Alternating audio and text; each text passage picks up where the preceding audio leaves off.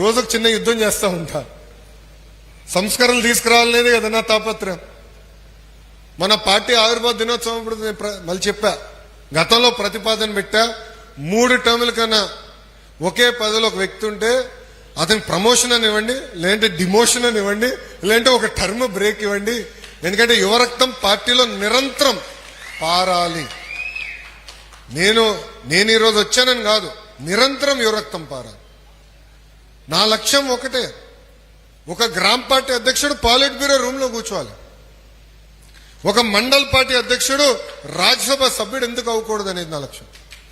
చేయాలి, అవకాశాలు వస్తాయి. గతంలో మీరు చూస్తే పార్టీ తెలుగుదేశం పార్టీ గొప్పతనం అదే.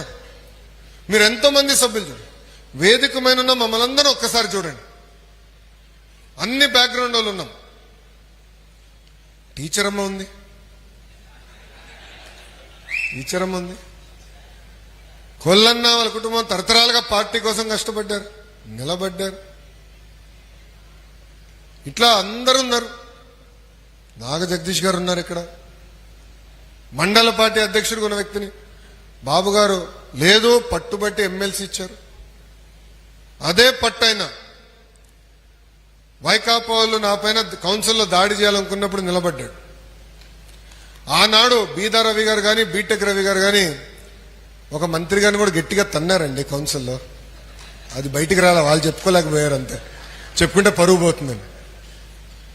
బాబు గారు ఒక్క మాట చెప్తే కౌన్సిల్ అందరం అదే మాట మీద నిలబడ్డాం. దానికి కారణం పార్టీకి ఎవరైతే కష్టపడ్డారో వాళ్ళనే గుర్తించాం.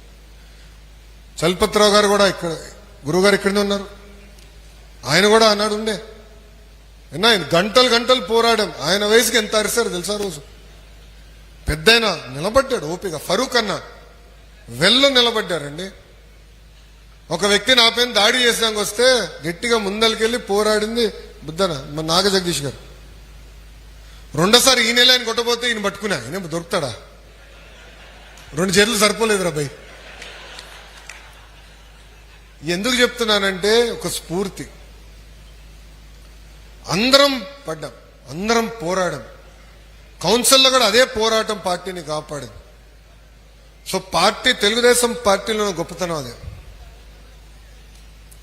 నేను ఇక్కడున్న కార్యకర్తలందరినీ ఒక విషయం కోరుతున్నా, మా చుట్టూ మీరు తిరిగితే పదవులు రావు రాబోయ్.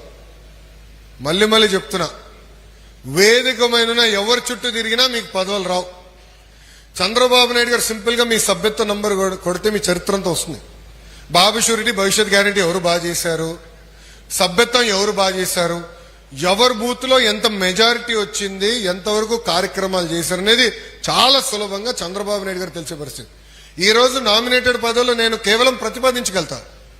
వేదిక మీద మేమందరం కూడా కేవలం ప్రతిపాదించగలుగుతాం. ఒక ఆన్లైన్ సిస్టమ్ పెట్టారు, మీ సభ్యత్వ నంబర్ ఎంటర్ చేస్తాం, ఒక 5 ప్రశ్నలు అడుగుతారు మీ గురించి, అది ఎంటర్ చేసి సబ్మిట్, అంతే. ప్రతి పదవి, ప్రతి డైరెక్టర్ పోస్ట్ స్వయంగా చంద్రబాబు నాయుడు గారు రివ్యూ చేస్తున్నారు. చాలా సీరియస్ గా తీసుకుంటున్నారు.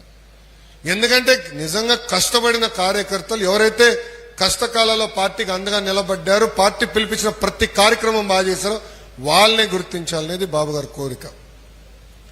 ఇక్కడ సుమారుగా 60 మంది ఉత్తమ కార్యకర్తలను కలిసిన అంటే మిగతా పైన మీ పైన ప్రెషర్ మొదలైంది స్వామి.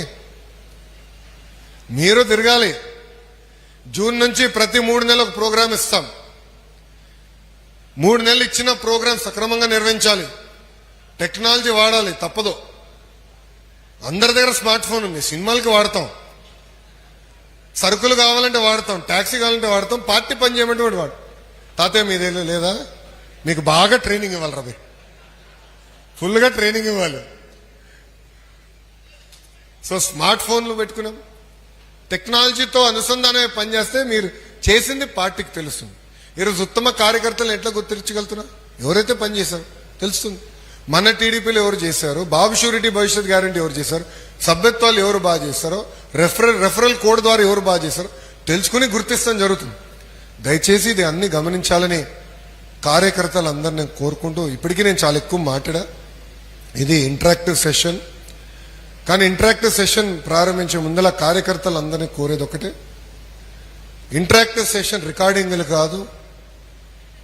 ఎందుకంటే మనం మనసు విప్పి మాట్లాడుకోవాలనుకున్నప్పుడు, కొన్ని విషయాలు వాస్తవాలు నేను తెలుసుకోవాలనుకున్నప్పుడు బయట ప్రపంచానికి అది ట్రోల్ చేసే అవకాశం ఉంటుంది. సో అందుకే ఎవరికైనా ఫోన్లు ఉంటే అది మీ జోబులో పెట్టుకోండి. పొరపాటున మెసేజ్ చూసినా కూడా బయట తీసుకుంటే మీ ఫోన్ తీసుకుని అది అమ్మేసి ఆ డబ్బులు కార్యకర్తల సంక్షేమ నిధికి ఖర్చు పెడతారు. ఒప్పుకుంటున్నారు అందరూ? ఓకే. సో ఇప్పుడు ఈ ముఖాముఖి